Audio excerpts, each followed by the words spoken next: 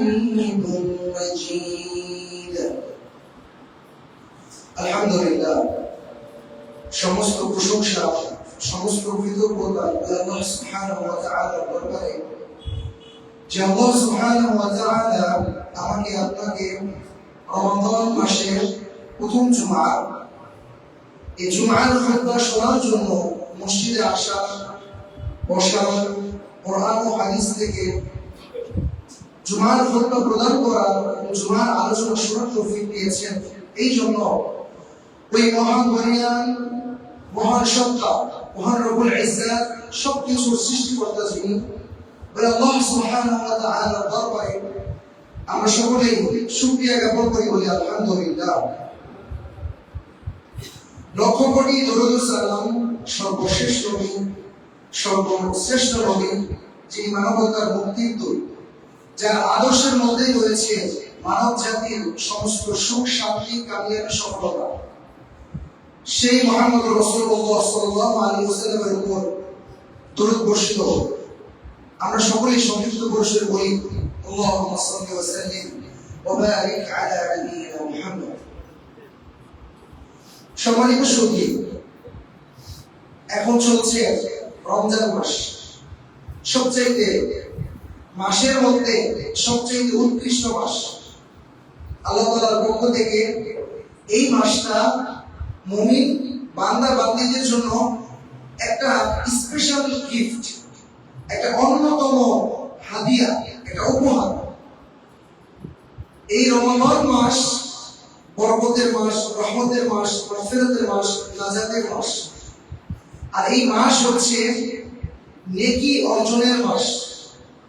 গুনাহ থেকে গুনাহের যে বদঅভ্যাসগুলি আমাদের সারা বছর আমাদের রয়ে গিয়েছিল, আমরা সারা বছর যে সমস্ত গুনাহের মাধ্যমে আমাদের জীবনকে পরিচালিত করছিলাম, সে সমস্ত গুনাহ থেকে পরিত্রাণের মাস হচ্ছে রমজান মাস। আর এই পৃথিবীতে প্রতিটা কাজ, প্রতিটা সফলতা, প্রতিটা সফল ব্যক্তি বা সফল কাজের পিছনে রয়েছে অসংখ্য অগণিত পরিশ্রম, তাই নয় কি? পরিশ্রম ব্যতি রেখে, পরিশ্রমকে ফেলে রেখে পৃথিবীতে কোনো মানুষ সফলতা অর্জন করতে পারেনি, আর ভবিষ্যতেও পারবে না। ওয়াল্লাইসা লিল ইনসানি ইল্লা মা সাআ। বান্দার চেষ্টা, বান্দার রুল অ্যাপ্লাই করা, অর্থাৎ বান্দার যা সামর্থ্য আছে তার কাজে লাগানো। যখন বান্দার সামর্থ্য শেষ, তখন আল্লাহ তাআলার পক্ষ থেকে সফলতার আশা করা। এই বাস্তব চিত্র যদি আমরা রাসূলুল্লাহ সাল্লাল্লাহু আলাইহি ওয়াসাল্লামের জীবন থেকে দেখি, তাহলে আমরা পরিপূর্ণভাবে উপলব্ধি করতে পারব। তার আগে আমাদের যে বদঅভ্যাস আছে তা জেনে নেওয়া দরকার। আমাদের মধ্যে এরকম আমরা অনেকেই বলে থাকি, ভাগ্যে যা আছে হবে, ভাগ্যের উপর ছেড়ে দেই, এমন বলি না? যা আল্লাহ কপালে রাখছে তা হবে, যাক আল্লাহ কপালে যা রাখছে তাই হবে, এরকম কথা বলি কিনা? অথচ এই সমস্ত কথা বলা অন্যায়। কেননা আল্লাহ তাআলা বলেছেন, আল্লাহ সাল্লাল্লাহু আলাইহি ওয়াসাল্লাম বলেছেন, অবশ্যই তোমরা চেষ্টা করো, তোমরা তোমাদের কার্যবলী সম্পাদন করো, তোমরা তোমাদের কার্যবলী সম্পাদন করার পর আল্লাহর কাছে আশা করো, তিনি তোমাদেরকে সফলতা দান করবেন। তিনি পরিশ্রম করা ছাড়াও সফলতা দিতে পারেন, কিন্তু আল্লাহ তাআলার নিয়ম সিস্টেম হচ্ছে আল্লাহ তাআলা বান্দাকে তার পরিশ্রমের মাধ্যমে সফলতা দেন। মারিয়াম আলাইহিস সালাম যখন সন্তান সম্ভবা ছিলেন, তার কোনো অন্ন ছিল না, খাদ্য ছিল না, তার কোনো খাদ্য ছিল না। এমন অবস্থায়, তিনি ক্ষুধার্ত অবস্থায় আল্লাহ তাআলার কাছে সাহায্য চাইলেন। আল্লাহ তাআলা বললেন, তুমি তোমার এই খেজুর গাছে নড়া দাও, খেজুর গাছে ধাক্কা দাও, দেখবে আমি তোমাকে রিজিক দান করবো। এমন অবস্থায় আল্লাহ তাআলা খেজুর মারিয়াম আলাইহিস সালামকে দান করেছেন। অর্থাৎ আমার বলার উদ্দেশ্য হচ্ছে, প্রতিটা কাজের সফলতা পরিশ্রমের মাধ্যমে আসে। আল্লাহ রাসূল সাল্লাল্লাহু আলাইহি ওয়াসাল্লাম যখন মক্কা থেকে মদিনায় হিজরত করেন, তখন তিনি অনেক সতর্কতা অবলম্বন করেছিলেন। আর আমাদের মধ্যে আমাদের যে মন মানসিকতা, আমরা যদি সেখানে থাকতাম, তাহলে আমরা হয়তো এইভাবে চিন্তা করতাম আল্লাহ তো সবচেয়ে শক্তিশালী, আল্লাহই আমাকে বাঁচাবে, আমি আমার মতো মক্কার মাঝখান দিয়া হিজরত করব, দেখি আমার কে কি করে। এইরকম দুর্লভ চিন্তা, এইরকম দুশ্চিন্তা আমাদের মধ্যে হওয়ার সম্ভাবনা আছে না নাই? কিন্তু আল্লাহ রাসূল সাল্লাল্লাহু আলাইহি ওয়াসাল্লাম তিনি শ্রেষ্ঠ মানব ছিলেন, আল্লাহ তাআলার পক্ষ থেকে সবচেয়ে বেশি সাহায্যপ্রাপ্ত ব্যক্তি ছিলেন। কিন্তু তিনি কি করলেন? তার যে দৈনন্দিনের অভ্যাস, তিনি প্রতিদিন দুপুরবেলা খাদ্য গ্রহণের পর বিশ্রাম করতেন। কিন্তু মক্কার আবহাওয়াতে দুপুরবেলা প্রচন্ড রোদ থাকে, এই সময় মানুষ সচরাচর বাইরে বের হয় না। আল্লাহ রাসূল সাল্লাল্লাহু আলাইহি ওয়াসাল্লাম তিনিও খাদ্যের পরে বিশ্রাম করতেন। কিন্তু সেই দিন তিনি নিয়মকে বরখেলাপ করে মাথায় রুমাল দিয়ে মুখকে ঢেকে তিনি আবু বকর রাদিয়াল্লাহু তাআলা আনহুর বাড়িতে গেলেন এবং বললেন যে তুমি সবসময় প্রস্তুত থেকো, যে কোনো সময় আমি তোমাকে হিজরতের জন্য ডাকতে পারি। অর্থাৎ তিনি নিজেকে আবৃত করলেন। মক্কার কুরাইশরা যারা আল্লাহ রাসূলকে না চিনেন, এই জন্য তিনি নিজেকে আবৃত করলেন করে আবু বকর রাদিয়াল্লাহু তাআলা আনহুর বাড়িতে গেলেন। এভাবে করে আল্লাহ রাসূল সাল্লাল্লাহু আলাইহি ওয়াসাল্লাম রাতের এক শেষ অংশে মক্কা থেকে মদিনায় হিজরত করলেন। শুধু হিজরতই করেননি, তিনি নদীর কিনার দিয়ে, সাগরের পাশ দিয়ে এক দীর্ঘমেয়াদী পথ অতিক্রম করে তিনি হিজরত করেছেন। আর আবু বকর রাদিয়াল্লাহু তাআলা আনহু তার গোলামকে বলে দিয়েছেন, আমরা যখন হিজরত করি আমাদের পরপর তুমি তোমার ছাগলগুলোকে, মেষগুলোকে আমাদের পেছন পেছন চড়ে নিয়ে আসবে, যাতে করে আমাদের পদচারণাগুলো মুছে যায়।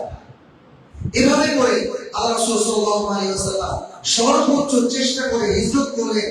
আর একজন পথিক, একজন গাইডলাইন, একজন রাহবার আল্লাহ রাসূলকে পথ প্রদর্শন করেছেন এবং তিনি বলেছেন, ইয়া রাসূলুল্লাহ, আপনি যদি এখন এই নদীর কিনারা দিয়ে সুদূর সোজা পথে চলতে থাকেন, আপনি মদিনায় পৌঁছে যাবেন। তখন আল্লাহ রাসূল সেই গাইডলাইনকে বিদায় দিয়ে তখন আল্লাহর উপর তাওয়াক্কুল করলেন এবং বললেন, আমি আমার সর্বোচ্চটা অ্যাপ্লাই করেছি, আমি আমার চেষ্টা সর্বোচ্চ করেছি, ইয়া আল্লাহ, সফলতা তো আপনার হাতে। এভাবে করে আল্লাহ রাসূল হিজরত করলেন। এই ঘটনাটি বর্ণনা করার উদ্দেশ্য হচ্ছে, আমরা যখন আমাদের কাজ করব, কোন সফলতা অর্জন করার চেষ্টা করব, তখন আমাদের কর্তব্য হচ্ছে সর্বোচ্চ আমাদের সামর্থ্য থাকা, সর্বোচ্চ চেষ্টা করা। আর সর্বোচ্চ চেষ্টা করার পরে আল্লাহ তাআলার কাছে সাফল্যের আশা করা। সম্মানিত সুধী, এখন চলছে রমজান মাস।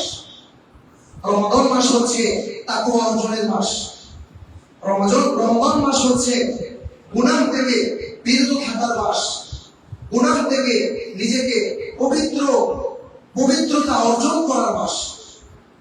এই মাসে আল্লাহ সুবহানাহু ওয়া তাআলা বান্দাদেরকে, অসংখ্য অগণিত বান্দাদেরকে আল্লাহ তাআলা ক্ষমা করে দেন, সুবহানাল্লাহ। শুধু তাই না, এই রমজান মাসে রোজাদারের দোয়াকে আল্লাহ তাআলা কবুল করেন, সুবহানাল্লাহ।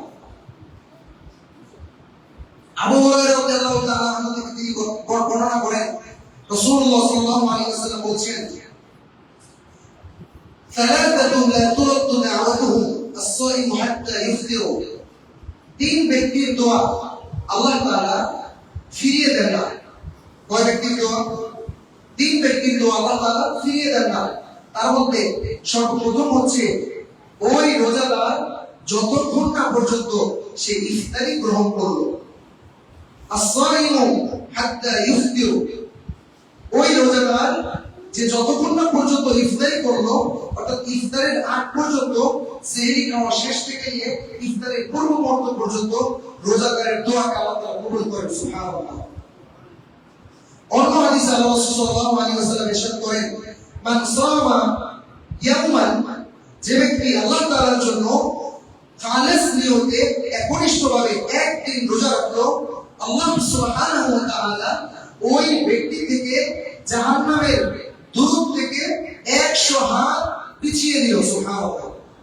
অর্থাৎ ওই ব্যক্তি থেকে জাহান্নামের দূরত্ব 100 গজ রাস্তা আল্লাহ তাআলা পিছিয়ে দিল, একদিন যে ব্যক্তি আল্লাহ তাআলার জন্য রোজা রাখলো, সুবহানাল্লাহ। সেই রমজান মাস এখন চলছে। আর এই রমজান মাসে আমাদের কিছু এমন কিছু কাজ আছে যা খুবই অত্যাবশ্যক, যা আমাদের অবশ্যই পালন করতে হবে। আর এই রমজান মাসে এমন কিছু কাজ আছে যা যে কোনো মূল্যে আমাদেরকে বাদ দিতে হবে, যে কোনো মূল্যে আমাদেরকে তা বর্জন করতে হবে। সুতরাং আসুন আমরা আমাদের জুমার যে সুনির্ধারিত বিষয় রমাদানে আমাদের করণীয় এবং বর্জনীয় এ সম্পর্কে স্পেসিফিকলি সুনির্দিষ্টভাবে আলোচনা করি। আল্লাহ তাআলা আমাদেরকে তৌফিক দান করুন। সম্মানিত সুধী, রমাদানে যে করণীয়, এই করণীয়কে আমরা প্রধানত দুভাগে বা বিভক্ত করতে পারি। তার প্রথমত হচ্ছে আত্মিক সংশোধন, আর দ্বিতীয়ত হচ্ছে বাহ্যিক কার্যাবলীর মাধ্যমে। প্রথমত আত্মিক সংশোধনের মধ্যে রয়েছে রমাদানের প্রত্যেকটা কাজ, প্রত্যেকটা সিয়াম, প্রত্যেকটা সালাত, প্রত্যেকটা কিয়াম, রুকু, সুজুদ, আমাদের যা নেক আমল করছি একমাত্র একনিষ্ঠভাবে খালিস নিয়তে করা, নিয়তকে বিশুদ্ধ করা। আর নিয়তকে বিশুদ্ধ করার পর আমাদের করণীয় হচ্ছে আমাদের আত্মশুদ্ধি করা। قد أفلح من زكى قد أفلح المؤمنون। এখানে আল্লাহ তাআলা বলছেন ওই মুমিন সফল হয়ে গেছে যে আত্মশুদ্ধি করেছে, নিজের আত্মাকে তার কুলসিত নফস থেকে, শয়তানের ধোঁকা থেকে, শয়তানের আনুগত্য থেকে, শয়তানের পদাঙ্ক অনুসরণ করা থেকে যে তার আত্মাকে আত্মশুদ্ধি করলো, সেই প্রকৃতপক্ষে সফলতা অর্জন করলো। এই জন্য আমাদের প্রধানত করণীয় কর্তব্য হচ্ছে সমস্ত অন্তরের যাবতীয় খারাপ চিন্তা চেতনা, খারাপ জ্ঞান ধারণা, খারাপ কাজের যে সূচনা রয়েছে, এই সমস্ত কিছুকে আত্মাকে পরিশুদ্ধ করা, আত্মাকে শুদ্ধ করা। আর রমাদানের দ্বিতীয় আত্মশুদ্ধি বা দ্বিতীয় করণীয় যা বিষয়বস্তু রয়েছে তা হচ্ছে বাহ্যিক কার্যাবলী, যা আমরা বাহ্যিকভাবে অনুসরণ করব। অর্থাৎ শারীরিকভাবে যে সমস্ত কাজগুলো আমরা সম্পাদন করব, তার প্রধান এবং সবচেয়ে প্রথম কারণ হচ্ছে 5 ওয়াক্ত সালাতকে তার যথাসময়ে আদায় করা। সম্মানিত সুধী, আমাদের অনেকে এরকম হয়ে থাকে রমাদান ব্যতী রেখে রমাদানের বাহিরে অনেক সময় কাজের ব্যস্ততায়, ব্যবসায়ের কারণে, অনেক বিভিন্ন কারণে আমরা সালাত যথাসময়ে মসজিদে গিয়ে জামাতে পড়তে পারি না। এমন হয় কিনা? এই অভ্যাসটাকে রমাদানের সম্মানার্থে, রমাদানের বরকতে এই অভ্যাসকে ত্যাগ করতে হবে। অবশ্যই যে কোনো মূল্যে, এনিহাউ, যে কোনো ভাবে আপনার সালাতকে, আপনার ফরজ সালাতকে মসজিদে গিয়ে জামাতের সহিত আদায় করতে হবে। এই জন্য রমাদানের প্রথম যে আমাদের করণীয় কাজ 5 ওয়াক্ত সালাত গুরুত্ব সহকারে যথাসময়ে জামাতের সহিত যেন আদায় করতে পারি।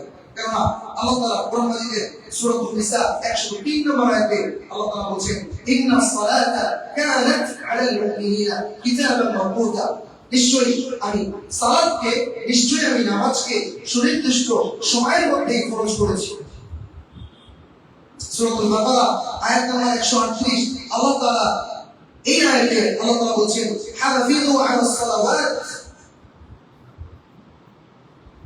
তোমরা তোমাদের নামাজ সমূহের হেফাজত করো, নামাজ সমূহের সংরক্ষণ করো, তোমরা তোমাদের নামাজ সমূহের ব্যাপারে যত্নবান হও। আর আমরা কি করি? আমরা আমাদের সালাতকে, আমরা আমাদের নামাজকে জবাই করে ফেলি, আমরা আমাদের নামাজকে নষ্ট করে ফেলি। ওয়াক্ত চলে যায়, আমরা আমাদের কাছে ব্যস্ত থেকে যাই। সালাতের ব্যাপারে আমাদের কোনো ভ্রুক্ষেপ হয় না, সালাতের ব্যাপারে আমাদের কোনো কর্তব্য হয় না। আসুন এই রমাদানের বরকতে, এই রমাদান মাসে অবশ্যই আমরা আমাদের সালাতকে সুনির্দিষ্ট সময়ে আদায় করতে পারি। সম্মানিত সুধী, অবশ্যই সালাতকে আউয়াল ওয়াক্তে আদায় করতে হবে। অবশ্যই সালাতকে আউয়াল ওয়াক্তে আদায় করতে হবে। কারণ আল্লাহ রাসূল সাল্লাল্লাহু আলাইহি ওয়াসাল্লাম বলেছেন, তোমরা আউয়াল ওয়াক্তে সালাত আদায় করো। এই জন্য আল্লাহ তাআলা বলেন, হাফিযু আলাস সালাওয়াতি ওয়াস সালাতিল উসতা ওয়া কুমু লিল্লাহি কানিতিন। তোমরা তোমাদের সালাতের ব্যাপারে, সালাতকে হেফাজত করো, সালাতের ব্যাপারে যত্নবান হও, তোমরা তোমাদের সালাতকে সংরক্ষণ করো এবং মধ্যবর্তী সালাতের সংরক্ষণ করো। ওয়া কুমু লিল্লাহি কানিতিন, এবং আল্লাহ তাআলার জন্য বিনীতভাবে একনিষ্ঠভাবে আল্লাহ তাআলার জন্য তোমরা ত্যাগ করো, দণ্ডায়মান হও। এখানে আল্লাহ তাআলা মধ্যবর্তী সালাতের কথা উল্লেখ করেছেন। হাদিসে এসেছে মধ্যবর্তী সালাত দ্বারা উলামায়ে কেরাম এবং ইমামগণ এখানে আসরের সালাতকে নির্দিষ্ট করেছেন। কেননা দ্বীপ্রহরের শুরুতে আমরা ফজরের সালাত এবং জোহরের সালাত আদায় করি, এবং রাতের শুরুতে মাগরিবের সালাত এবং রাতের শেষাংশে ইশারার সালাত আদায় করি। সুতরাং এই পাঁচ সালাতের মধ্যবর্তী সালাতকে সাধারণত আসরের সালাতকে বিবেচনা করা হয়। আর আসরের সালাতের ব্যাপারে আল্লাহ রাসূল সাল্লাল্লাহু আলাইহি ওয়াসাল্লাম একটা কঠিন হাদিস বর্ণনা করেছেন।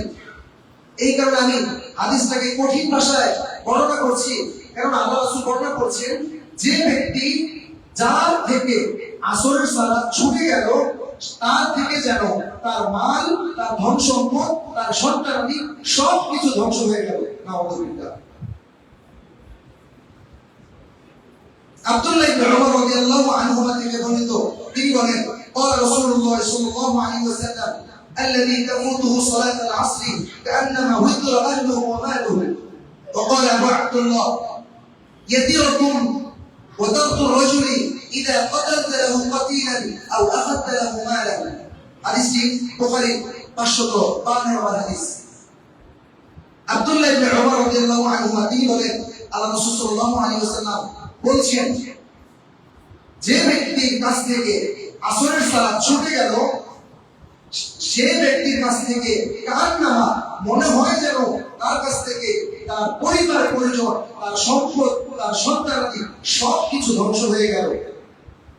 আবু আব্দুল্লাহ ইমাম বুখারী রাহিমাহুল্লাহ তিনি বলছেন আরবি ভাষায়, আরবি ব্যাকরণে ইয়াদিরাকুম তারতুর রাজুল, এই যে বাক্য ইয়াদিরাকুম তারতুর রাজুল, এই বাক্যটাকে আরবি ভাষায় ইদা কতালতা কতিলান, আরবি ভাষায় এই বাক্যকে বলা হয় যে কোন ব্যক্তিকে হত্যা করা হয়েছে, কোন ব্যক্তিকে মারাত্মকভাবে হত্যা করা হয়েছে এবং কোন ব্যক্তি থেকে তার সম্পদ ছিনিয়ে নেওয়া হয়েছে, তার সম্পদকে আত্মসাৎ করা হয়েছে। সম্মানিত সুধী, এই সালাতের গুরুত্ব দেওয়ার পিছনে কিছু গুরুত্বপূর্ণ কারণ রয়েছে। তার অন্যতম কারণ হচ্ছে আমরা আমাদের ব্যক্তিগত জীবনে যারা চাকরি বাকরি করি তাদের চাকরির একটা শেষাংশের সময় হয়ে যায় আসরের সালাত।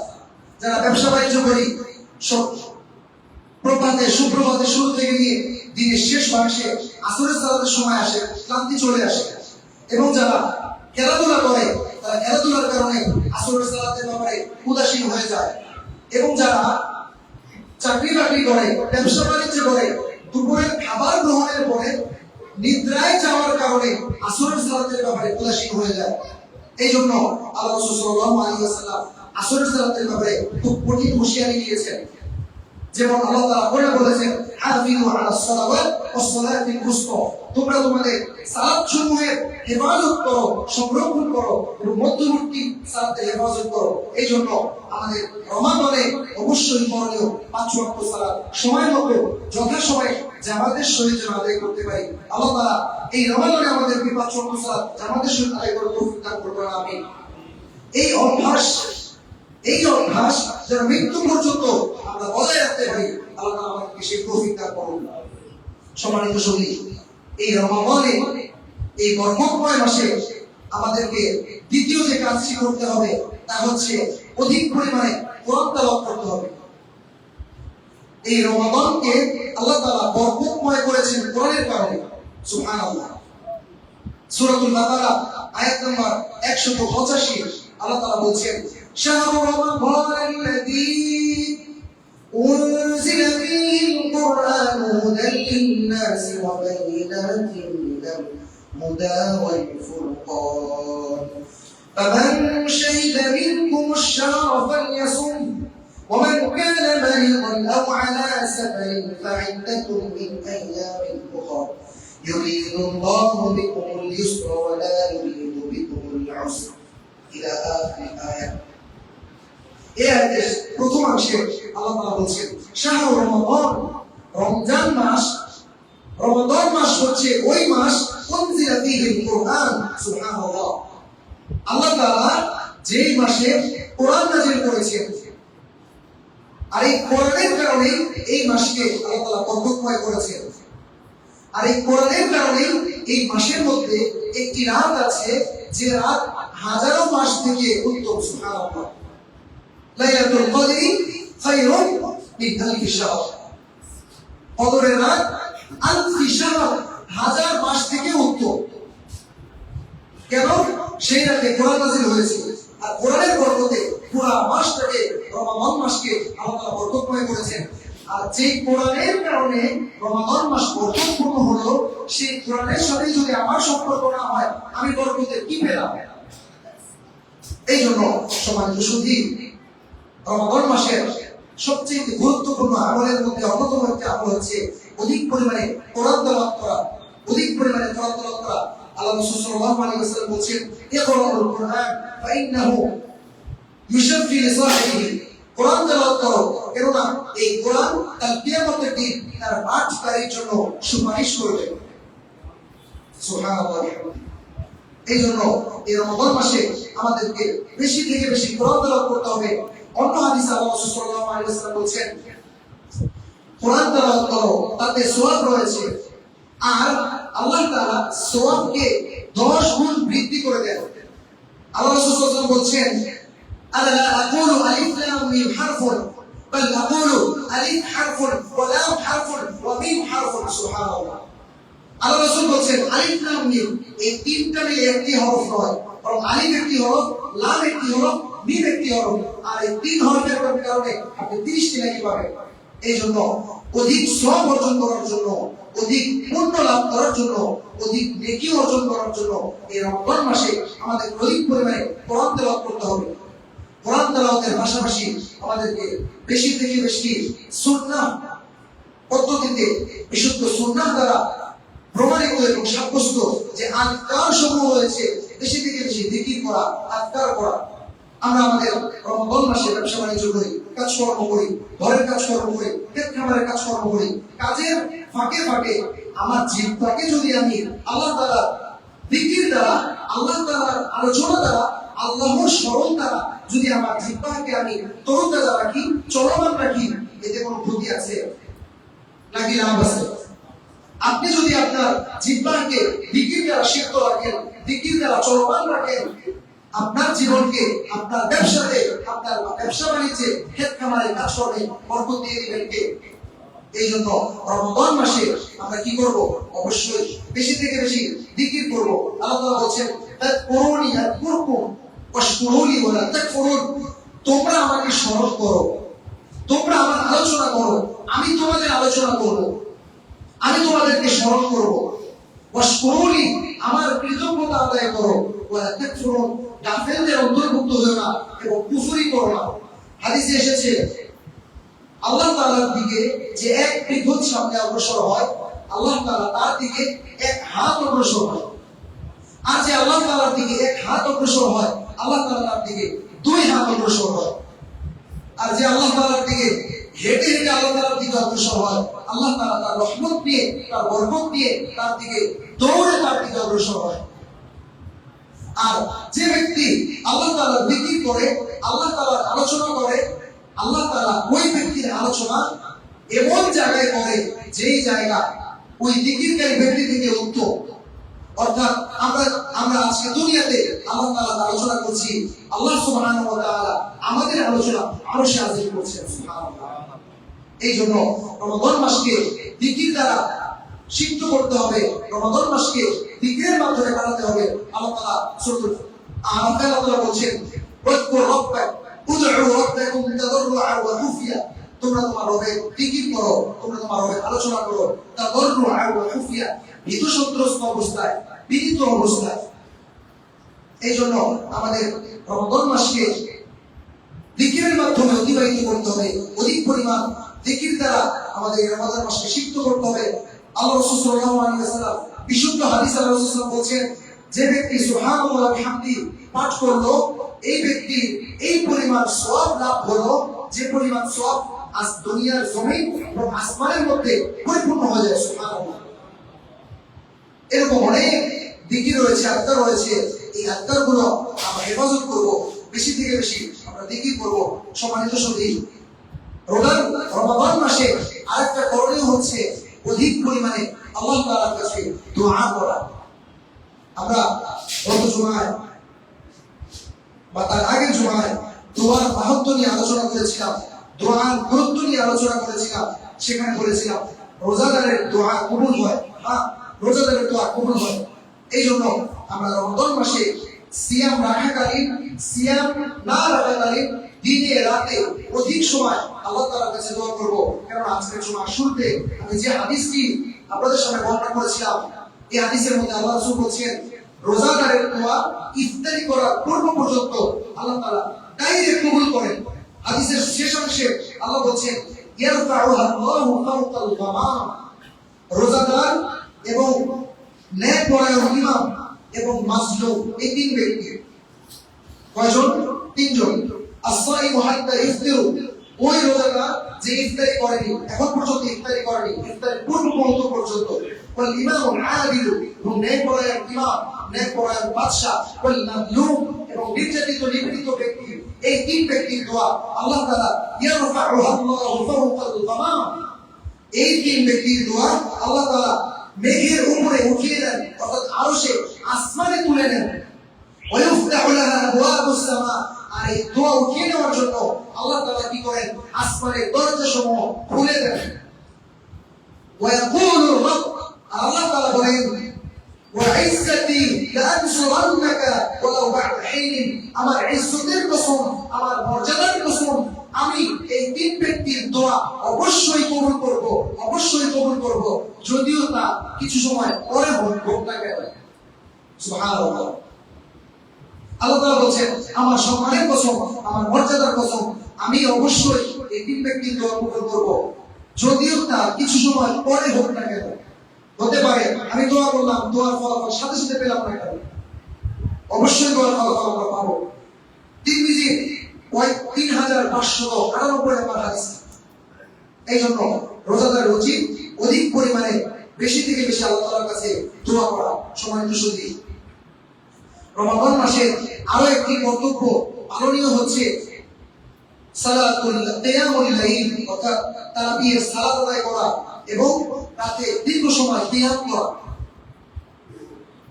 আমরা আমাদের জীবনে 11টি মাস আমরা আমাদের মতো ব্যবসা বাণিজ্য করলাম, আমরা আমাদের জীবিকা নির্বাহ করলাম, আমাদের জীবিকা নির্বাহ দ্বারা, আমাদের উপার্জিত সম্পদ দ্বারা আমাদের স্ত্রী সন্তানরা আনন্দ চিত্তে তারা জীবনযাপন করছে। আর এই সক্ষমতা, এই তৌফিক আমাদেরকে দিয়েছে কে? আল্লাহ সুবহানাহু ওয়া তাআলা। সেই আল্লাহ সুবহানাহু ওয়া তাআলার জন্য আমরা এই রমজান মাসের রাতের কিছু অংশ কিয়াম করতে পারি না? আল্লাহ রাসূল সাল্লাল্লাহু আলাইহি ওয়াসাল্লাম বলেন মান কামা রমাদানান ঈমানান ওয়া ইহতিসাবান গুফিরা লাহু মা তাকাদ্দামা মিন যামবি। মুসলিম শরীফের 1815 নম্বর হাদিস। আল্লাহ রাসূল সাল্লাল্লাহু আলাইহি ওয়াসাল্লাম বলেন যে ব্যক্তি ঈমান সহকারে নেকির আশায় রমাদান মাসে কিয়াম করে, রমাদান মাসে সালাতুত তারাবিহ আদায় করে, কিয়ামুল লাইল আদায় করে, রমাদান মাসে কিয়াম করে, আল্লাহ রাসূল সাল্লাল্লাহু আলাইহি ওয়াসাল্লাম ঘোষণা করেছেন গুফিরা লাহু মা তাকাদ্দামা মিন যামবি, তার জীবনের যা গুনাহ রয়েছে আল্লাহ সুবহানাহু ওয়া তাআলা ক্ষমা করে দেন। এই জন্য রমাদানের আরেকটি সৌন্দর্য, রমাদানের আরেকটি বৈশিষ্ট্য, আরেকটি করণীয় আমল হচ্ছে রমাদানে সালাতুল লাইল, অর্থাৎ কিয়ামুল লাইল আদায় করা, তারাবির সালাত আদায় করা। এখন প্রশ্ন হচ্ছে তারাবির সালাত কি বিদ্যুতের গতিতে আদায় করবেন না ধীরস্থির ভাবে, একনিষ্ঠভাবে, যেভাবে আল্লাহ রাসূল সাল্লাল্লাহু আলাইহি ওয়াসাল্লাম তেলাওয়াত করেছেন, যেভাবে আল্লাহ রাসূল সাল্লাল্লাহু আলাইহি ওয়াসাল্লাম তেলাওয়াত করার আদেশ দিয়েছেন সেভাবে তেলাওয়াত করবেন? অবশ্যই বিদ্যুতের গতিতে, দ্রুত গতিতে কোরআন তেলাওয়াত করলে কোরআনের মাধুর্য, কোরআনের সৌন্দর্য, কোরআনের যে বিউটিনেস আছে, কোরআনের যে সৌন্দর্য আছে তা অক্ষুণ্ণ থাকে না, বরং অর্থের বিকৃতি ঘটে। এবং যে তেলাওয়াত করতেছে, কি তেলাওয়াত করতেছে সেও জানে না, যারা তেলাওয়াত শুনছে, কি তেলাওয়াত শুনছে তারাও বুঝে না। এজন্য আসুন আল্লাহ তাআলা আমাদেরকে অধিকতর স্পিডে কোরআনের মাধুর্যকে বেঁধে রেখে তেলাওয়াত করাকে হেফাজত করুন এবং রমাদানে দীর্ঘ সময় কিয়ামুল লাইল আদায় করার তৌফিক দান করুন। সম্মানিত সুধী, রমাদানের আরেকটি সৌন্দর্য হচ্ছে সাহরি করা এবং ইফতারি করা। সাহরি খাওয়া সুন্নাহ। আল্লাহ রাসূল সাল্লাল্লাহু আলাইহি ওয়াসাল্লাম বলেছেন তোমরা সাহরি করো, কেননা সাহরির মধ্যে বারাকা রয়েছে। আমরা আমাদের পরিবারের ফ্যামিলি সদস্য যারা রয়েছে, যারা বাচ্চারা রয়েছে এবং শিশুরা রয়েছে, বৃদ্ধরা রয়েছে, রোজা রাখবো অথবা না রাখবো, আমরা চেষ্টা করবো সকলকেই জাগ্রত করে একসাথে সাহরি করা, কেননা আল্লাহ রাসূল বলছেন সাহরি করো, সাহরির মধ্যে বারাকা রয়েছে। আর ইহুদি নাসারা তারা সাহরি করতো না, আর তাদের বিপরীতে আমরা সাহরি করি। আমাদের মধ্যে অনেকের ধারণা আছে যে সেহরি না করলে মনে হয় রোজা হয় না। অনেকে এরকম ভাবতে পারে সেহরি না করলে মনে হয় রোজা হয় না। না, সাহরির সাথে রোজার কোনো সম্পর্ক নাই। সাহরি খাওয়া সুন্নাহ। আপনি সাহরি খেলেও রোজা হবে, সাহরি না খেলেও রোজা হবে, শুধুমাত্র আপনার নিয়ত করতে হবে। এজন্য আপনি সাহরি খান নাই বিদায় রোজা ছেড়ে দিবেন এই সুযোগ নাই। অবশ্যই সাহরি গ্রহণ করবেন এবং সাহরি না খেলেও রোজাকে পূর্ণ করতে হবে এবং ইফতারি করতে হবে। আল্লাহ সাল্লাল্লাহু আলাইহি ওয়াসাল্লামের সুন্নাহ পদ্ধতিতে ইফতারি করতে হবে। এখন আমাদের দেশের অবস্থা হয়েছে ইফতারির সময় সূর্যাস্ত যখনই হোক না কেন আযান না দিয়ে ইফতারি করা যাবে না। এরকম হয় কিনা আমরা কেন বুঝি না? আল্লাহ রাসূল সাল্লাল্লাহু আলাইহি ওয়াসাল্লাম বলেন রোজার সীমানা হচ্ছে সুবহ সাদিক উদিত হওয়া থেকে সূর্যাস্ত পর্যন্ত রোজার সীমানা। আযান দেখ বাড়াতে মুয়াজ্জিন সাহেব পেট খারাপ হয়ে গেছে, উনি বাথরুমে গেছে, আযান দিতে পারে না, আযান 10 মিনিট দেরি হয়ে গেছে, আপনি কি 10 মিনিট পরে ইফতারি করবেন? কেন আমরা আযানের জন্য বসে থাকি? আল্লাহ রাসূল সাল্লাল্লাহু আলাইহি ওয়াসাল্লাম শক্তভাবে নিষেধ করেছেন তোমরা ইফতারিতে দেরি করো না, ইফতারিতে বিলম্ব করো না, কেননা এটি ইহুদি নাসারার অভ্যাস। আমাদের এই মসজিদ থেকে একটি লিফলেট তৈরি করা হয়েছে, আপনাদের যাতে সুযোগ হয় আপনারা সংগ্রহ করবেন। সেখানে সূর্যাস্তের সাথে ইফতারের সময় দেওয়া হয়েছে। অবশ্যই আমরা রাসূলুল্লাহ সাল্লাল্লাহু আলাইহি ওয়াসাল্লামের সুন্নাহ পদ্ধতিতে ইফতারির যে সূর্যাস্তের সাথে সম্পৃক্ত, সেই সূর্যাস্তের সাথে সাথে আমরা ইফতারি করব। আল্লাহ তাআলা আমাদেরকে তৌফিক দান করুন। সম্মানিত সুধী, রমাদানে আরো করণীয় হচ্ছে এই মাসে বেশি থেকে বেশি দান সাদাকা করা। কি করা? দান সাদাকা করা। এটি রহমতের মাস, বরকতের মাস, নাজাতের মাস, মাগফিরাতের মাস। এই মাসে নেকি করতে পারা আল্লাহ তাআলার পক্ষ থেকে অন্যতম একটি অনুগ্রহ। তো যাদের সামর্থ্য আছে অবশ্যই এই মাসে বেশি থেকে বেশি সাদাকা করবেন, বেশি থেকে বেশি দান করবেন, কেননা আল্লাহ রাসূল সাল্লাল্লাহু আলাইহি ওয়াসাল্লাম তিনি বলেন তিরমিজি শরীফের 644 নম্বর হাদিস, আল্লাহ রাসূল বলেন ইন্না সাদাকাতা তুতফিউ গাদাবার রাbb ওয়া তাদফাউ মিযাতাস সু। নিশ্চয়ই দান সাদাকা স্রষ্টার রাগকে দমন করে, স্রষ্টার রাগকে প্রশমিত করে।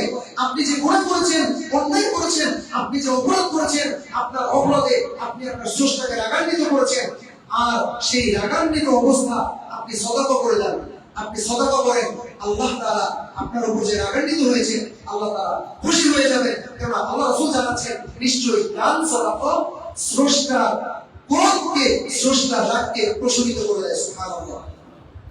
এবং অপঘাতে মৃত্যু, বিপদে পড়ে আকস্মিক মৃত্যু, অনেক মানুষের অনেক খারাপ অবস্থায় মৃত্যুবরণ হয় না, সেই অপঘাতে মৃত্যু থেকে আল্লাহ তাআলা হেফাজত করবেন। as-সাদাকাতু তুতফিউ গাদাবার রাbb। নিশ্চয়ই দান সাদাকা স্রষ্টার রাগকে প্রশমিত করে এবং অপঘাতে মৃত্যুবরণ থেকে রেহাই দেয়। অর্থাৎ রেহাই দেওয়ার মানে এই সাদাকার মাধ্যমে আল্লাহ তাআলা বাঁচিয়ে দেন। এই জন্য রমাদান মাসে আমরা কি করব? বেশি থেকে বেশি দান সাদাকা করব। আল্লাহ রাসূল সাল্লাল্লাহু আলাইহি ওয়াসাল্লাম হাদিসে ইরশাদ করেছেন মান ফাত্তারা সালিমান কানা লাহু বিথলি আজরিহি। যে ব্যক্তি একজন রোজাদারকে ইফতারি করালো, যে ব্যক্তি একজন রোজাদারকে ইফতারি করালো, ওই ব্যক্তির আমলনামায় আল্লাহ তাআলা ওই যে ব্যক্তিকে ইফতারি করাইছে ওই ব্যক্তির পূর্ণ রোজার একটি সওয়াব দিবেন। ওয়ালাউ কানা বিথলি তামর, যদিও তা একটি খেজুর পরিমাণ হোক না কেন, এক ঢোক শরবত দ্বারা হোক না কেন, এক ঢোক পানি দ্বারা হোক না কেন, আপনি আপনার কোনো ভাইকে যদি ইফতারি করান, এই ইফতারের বিনিময়ে আল্লাহ তাআলা আপনার আমলনামায় পরিপূর্ণ আরেকটি রোজার সওয়াব দান করবে। আরেকটি রোজার যে সওয়াব দান করবে, এতে করে আপনি যাকে ইফতারি করাইছেন তার রোজার সওয়াব থেকে কমাবে না। আপনি যে আরেকটা রোজার সওয়াব পাইলেন, এখন প্রশ্ন হচ্ছে, আপনি তো 2 রোজার সওয়াব পাইলেন, তাহলে যে ইফতারি করলো তার কি সওয়াব কমে গেল?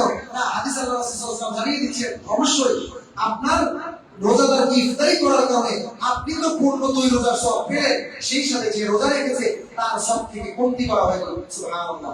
এই জন্য রোজার মাসে অধিক পরিমাণে দান সাদাকা করতে রাজি আছেন ইনশাআল্লাহ? সম্মানিত সুধী, এই মসজিদে 2জন হাফেজ সাহেব আছেন, মুয়াজ্জিন সাহেব আছেন, তারা এখানে থাকেন। আপনাদের যদি সুযোগ হয় আপনারা এখানে এসে ইফতারি করবেন, রাজি আছেন ইনশাআল্লাহ? নাকি কষ্ট দিন? যাদের সুযোগ হয় তারা এসে ইফতারি করবেন। আল্লাহ তাআলা আমাদেরকে রোজাদারকে ইফতারি করার তৌফিক দান করুন। সম্মানিত সুধী, রমাদান মাসের শেষ দিকে আমাদেরকে ইতিকাফ করতে হবে, আর রমাদানের শেষ অংশে আমাদেরকে ফিতরা প্রদান করতে হবে। ইতিকাফ এমন একটি আমল যা আল্লাহ রাসূল সাল্লাল্লাহু আলাইহি ওয়াসাল্লাম নিজে করে গেছেন এবং আল্লাহ রাসূল সাল্লাল্লাহু আলাইহি ওয়াসাল্লামের পরিবারবর্গ, তার আম্মা জান আয়েশা রাদিয়াল্লাহু আনহা এবং তার আল্লাহ রাসূল সাল্লাল্লাহু আলাইহি ওয়াসাল্লামের পরিবারবর্গরাও এই ইতিকাফ করেছেন। শুধু তাই না, আল্লাহ রাসূল সাল্লাল্লাহু আলাইহি ওয়াসাল্লাম তিনি আমাদেরকে জানিয়ে গেছেন, আমার আদর্শ এবং সাহাবা আজমাইনের আদর্শ তোমরা এমন ভাবে আঁকড়ে ধরো, আদু আলাইহা বিন নাওয়াজিস, যেমনই ভাবে কোন শক্ত জিনিস মারি দিয়ে কামড়ে ধরা হয়। সম্মানিত সুধী, সম্মুখ যে দন্ত রয়েছে, এই সম্মুখ দন্ত দিয়ে যখন কোন বস্তু কামড় দেওয়া হয় তা শক্ত প্রেসারে ছুটে যাওয়ার সম্ভাবনা থাকে, কিন্তু মারি দিয়ে যখন কোনো কিছু কামড় দিয়ে আঁকড়ে ধরা হয় তখন তা ছুটে যাওয়ার সম্ভাবনা থাকে না। এই জন্য আল্লাহ রাসূল বলছেন, আমার আদর্শ এবং সাহাবা আজমাইনের আদর্শ তোমরা মারি দিয়ে কামড়ে ধরো। হাদিসে এই বাক্যটি উল্লেখ করা হয়েছে। এই জন্য ইতিকাফ হচ্ছে আল্লাহ রাসূলের আদর্শ। এই জন্য আমাদেরকে ইতিকাফের প্রতি উৎসাহিত হতে হবে, ইতিকাফের প্রতি প্রস্তুতি নিতে হবে।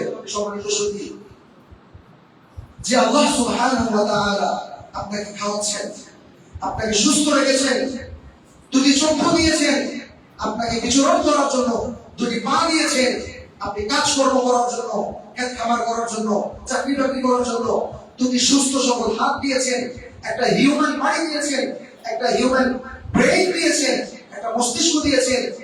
আর এই মস্তিষ্ককে কাজে লাগিয়ে, আল্লাহর দেওয়া সক্ষমতাকে কাজে লাগিয়ে, আল্লাহর দেওয়া পা দিয়ে পা দ্বারা বিচরণ করে, আল্লাহর দেওয়া হাত দিয়ে আপনি উপার্জন করছেন। আপনি 11টি মাস উপার্জন করলেন, 11টি মাস আপনার পরিবারকে সুখে সমৃদ্ধ রাখলেন।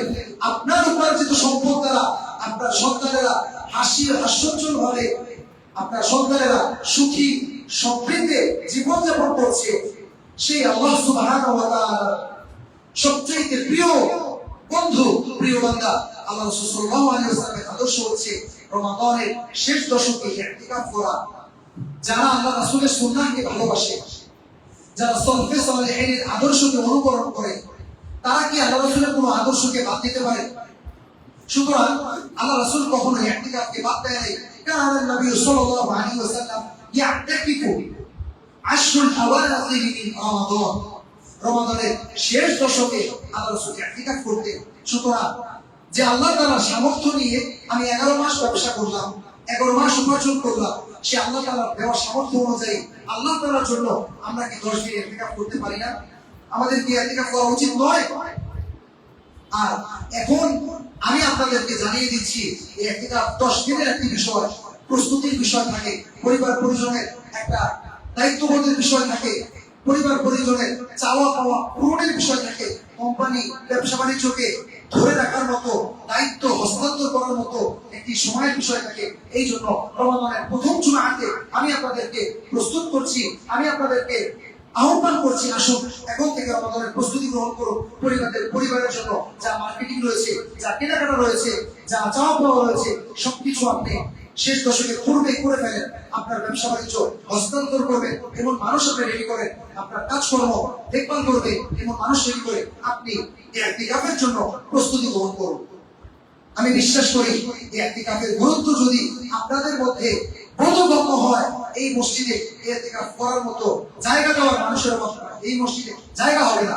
কথা বলেন, ইতিকাফের গুরুত্ব যদি আপনারা বুঝে থাকেন, এই মসজিদে ইতিকাফ করার মতো, মানে ইতিকাফ এত মানুষ করবে যে এই মসজিদে জায়গা হবে না। আমি নাকালপাড়া একটা মসজিদে দেখেছিলাম, সেখানে কিয়ামুল লাইলে কিছুদিন ইমামতি করেছিলাম, সেখানে দেখলাম মসজিদটা তিনতলা, পুরা দোতলা একদম কানায় কানায় মানুষে পরিপূর্ণ থাকে ইতিকাফকারীদের দ্বারা, সুবহানাল্লাহ। এবং তিনতলা মহিলাদের দ্বারা পরিপূর্ণ থাকে। আর সেখানে এই ইতিকাফকারীদেরকে খাবার খাওয়ানোর জন্য মানুষের এই পরিমাণ ভিড় লাগে যে অনেকের মনে কষ্ট হয়ে যায়, অনেকে আপনার গ্রহণ না করতে পেরে তারা মনে কষ্ট নিয়ে চলে যায়। এই জন্য আমরা আশা করি এই রমাদানে এই বাইতুস সুন্নাহ মসজিদ থেকে একটি আদর্শ অত্র এলাকায় চলে যাবে, যে এই মসজিদের কানায় কানায় যেন এই ইতিকাফকারীদের দ্বারা প্রস্তুত থাকে। আমি ইনশাআল্লাহ ইতিকাফ করতে রাজি আছি, আপনারা ইনশাআল্লাহ করবেন তো? আল্লাহ তাআলা তৌফিক দান করুন। সম্মানিত সুধী, রমাদানে অনেক কাজ রয়েছে যা আমাদের অবশ্যই বর্জন করতে হবে। তার মধ্যে প্রধান যে একটা কাজ তা হচ্ছে আমাদের গুনাহ থেকে বিরত থাকতে হবে। গুনাহের অভ্যাস আমাদেরকে ত্যাগ করতে হবে।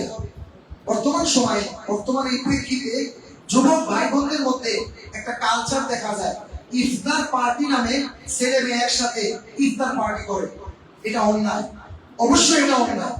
ইসলামে কখনো ছেলে এবং মেয়ে অবাধ মেলামেশা জায়েজ নাই।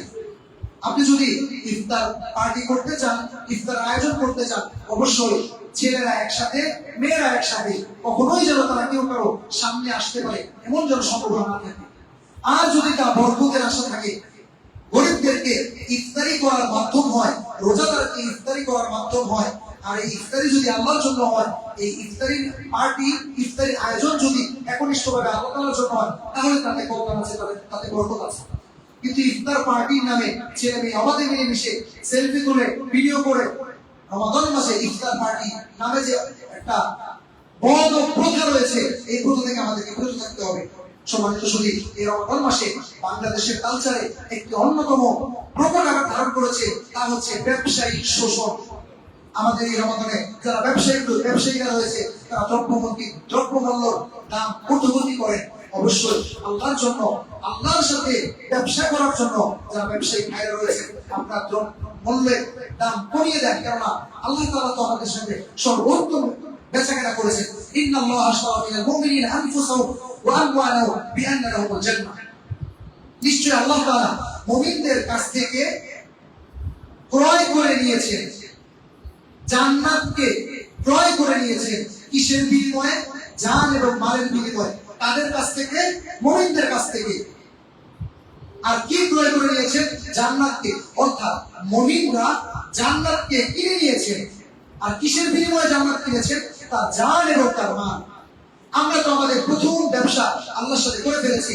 তাহলে আসুন এই রমাদানের বরকতে, রমাদানের সম্মানার্থে আমরা যারা ব্যবসায়িক ভাইরা রয়েছি, দ্রব্য সামগ্রী মূল্য কমিয়ে দেই এবং ব্যবসায়িক শোষণ থেকে আমরা বিরত থাকি। সম্মানিত সুধী, এই রমাদান মাসে আমরা অবশ্যই অপ্রয়োজনীয় কথাবার্তা থেকে নিজেদের বিরত রাখবো। একটা মুহূর্ত অপ্রয়োজনীয় কথা, অপ্রয়োজনীয় কাজ আমরা করব না। আমরা জিকিরের মাধ্যমে সময়কে অতিবাহিত করব, তেলাওয়াতের মাধ্যমে অতিবাহিত করব, অথবা ভালো কোনো কাজের মাধ্যমে আমরা আমাদের সময়কে অতিবাহিত করব এবং বিবাদ ও বেহায়াপনা থেকে আমরা বেঁচে থাকবো। আল্লাহ রাসূল সাল্লাল্লাহু আলাইহি ওয়াসাল্লাম বলেছেন, বুখারী শরীফের 1954 নম্বর হাদিস, আল্লাহ রাসূল বলেছেন, যদি কোনো রোজাদারের সামনে কেউ ঝগড়ায় লিপ্ত হয় এবং রোজাদারের সাথে ঝগড়ায় আকৃষ্ট হয় এবং রোজাদারের সাথে ঝগড়া করে, তখন যেন সেই রোজাদার বলে দেয়, ইন্নী সাইম, আমি রোজাদার। ইন্নী সাইম, আমি রোজাদার। সুতরাং আমার সাথে ঝগড়ায় লিপ্ত হও না এবং রোজাদার সাথে কখনো কোনো ঝগড়া বিবাদে লিপ্ত না হয়। এবং গীবত, শিকায়েত এবং অপচয়, অপব্যয় থেকে আমাদেরকে বিরত থাকতে হবে। আমাদের মা বোনদের একটা বদভ্যাস আছে, রোজা রাখুক অথবা না রাখুক, কোরআন তেলাওয়াত করুক অথবা না করুক, সালাত আদায় করুক বা না করুক, গীবত তারা ছাড়তে পারে না। আলহামদুলিল্লাহ, আমরা আজকে জেনে নিলাম, মা বোনদেরকে সতর্ক করবো এবং আমরা নিজেরাও সতর্ক হবো। রমাদান মাসে গীবত থেকে, শিকায়েত থেকে, পরনিন্দা, দুশ্চর্চা, চগলখড়ি থেকে আমরা নিজেদেরকে বিরত রাখবো এবং অপচয় করবো না। রমাদানের ইফতারিতে আমার মনে হয় অনেক অপচয় হয় কিনা? অপচয় করবো না, অপব্যয় করবো না। আমরা মুমিনরা কখনো অপচয় করে না, অপব্যয় করে না, কিপটামি করে না। মুমিনরা কি করে? মধ্যম পন্থায় অর্থ সম্পদ ব্যয় করে। সম্মানিত সুধী, রিয়া এবং লোক দেখানো ইবাদত থেকে আমরা বেঁচে থাকবো। রমাদানে এমন অনেক কাজ হতে পারে, আল্লাহ তাআলা আমাদেরকে রিয়া, লৌকিকতা থেকে হেফাজত করবেন। আমিন। এবং মিথ্যা অশ্লীলতা থেকে আমরা বেঁচে থাকবো। আল্লাহ রাসূল সাল্লাল্লাহু আলাইহি ওয়াসাল্লাম বলেছেন, আবু হুরায়রা রাদিয়াল্লাহু তাআলা থেকে বর্ণিত হাদিসটি বুখারী 1903 নম্বর হাদিস। আল্লাহ রাসূল বলেছেন, মান লাম ইয়াদা কাওলা যুর ওয়াল আমাল বিহি ফালাইসা লিল্লাহি হাজাতুন আই ইয়াদা শারাবাহু ওয়া তাআমাহু। অর্থাৎ যে ব্যক্তি রোজা রাখলো কিন্তু অশ্লীলতা, বেহায়াপনা এবং খারাপ কাজ থেকে নিজেকে বিরত রাখলো না, তার এই রোজা আল্লাহর কোনো দরকার নেই। তার এই পানাহার থেকে বিরত থাকা কোনো কাজে আসবে না। সে মাত্র কেবলমাত্র খাবার দাবার থেকে বিরত থাকাই তার একটা কাজ। তার এই কাজকে আর এই রোজাকে রোজা বলে গণ্য হবে না। এই জন্য আমাদের চোখকে, আমাদের হাতকে, আমাদের জবানকে, আমাদের কানকে, আমাদের প্রত্যেকটা হিউম্যান বডির প্রত্যেকটা অঙ্গকে রোজা অবস্থায় হেফাজত করতে হবে। আল্লাহ তাআলা আমাদেরকে এবং সর্বশেষ যে কাজ বেদাত থেকে আমাদেরকে মুক্ত থাকতে হবে। সম্মানিত সুধী, যেখানেই সুন্নত চলে যায় সেখানে বেদাত আসে, আর যেখানে বেদাত আসে সেখানে সুন্নত থাকতে পারে না। এই জন্য রমাদানের মর্যাদা রক্ষার্থে, রমাদানে বর্জনীয় যে কাজ তার মধ্যে সর্বশেষ কাজ হচ্ছে বেদাত থেকে আমরা বিরত থাকবো। আল্লাহ সুবহানাহু ওয়া তাআলা আমাদেরকে উক্ত করণীয় কাজগুলো বেশি থেকে বেশি করার তৌফিক দান করুন, এবং উক্ত যে বর্জনীয় কাজ আছে তা অবশ্যই আমাদেরকে বর্জন করে, বাদ দিয়ে, তা অ্যাভয়েড করে আমাদেরকে চলার তৌফিক দান করুন। আমিন। আকুলু কওলি হাযা আস্তাগফিরুল্লাহ লি ওয়া লাকুম ওয়া লিসাইরিল মুমিনিন ফাস্তাগফিরুহু মিন কুল্লি যামবিন ওয়া তুবু ইলাইহি ইন্নাহু হুয়াল গফুরুর রহিম।